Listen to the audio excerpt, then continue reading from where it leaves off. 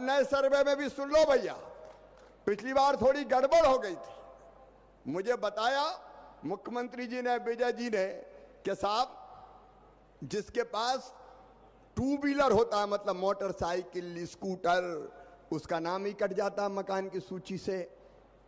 तो बोले आजकल तो अब टू व्हीलर सबके पास है, मजदूर भी मजदूरी करने जाता है तो ठाट से मोटरसाइकिल पे बैठ के ही जाता है। सही बात है कि नहीं? अरे जोर से बोलो ना। तो जाता है तो उनके नाम ही कट जाते हैं।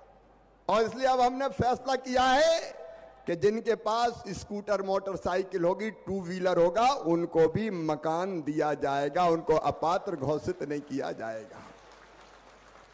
नंबर 1।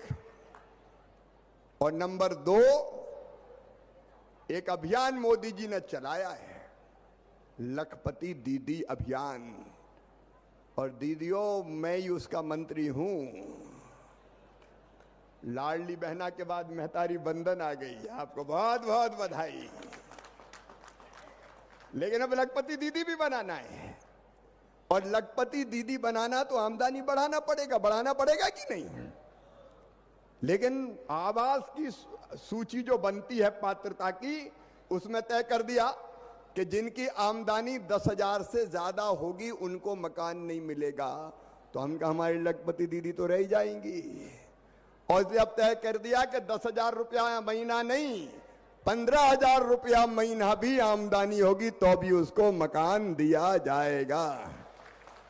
ठीक है कि नहीं, बताओ? और तीसरी चीज, और कई किसान आए कि कृषि मंत्री भी तुम ही हो, और हम छोटे छोटे किसान, 2.5 एकड़ वाले, 5 एकड़ वाले, हमने क्या पाप किया है? अगर हमारे पास जमीन है तो हमें मकान क्यों नहीं मिलता?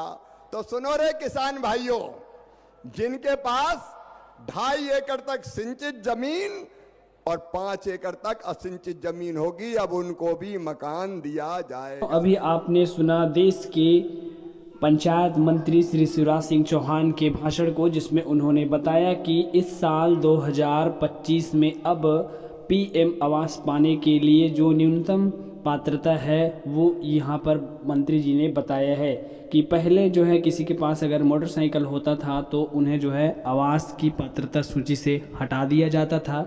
इसके अलावा जिनकी जो मासिक वेतन है अगर वो 10,000 से ऊपर रहता था तो उन्हें भी अपात्र घोषित कर दिया जाता था। इसके अलावा ऐसे किसान जिनके पास 5 एकड़ से ज़्यादा ज़मीन होता था उन्हें भी पात्रता की सूची से हटा दिया जाता था।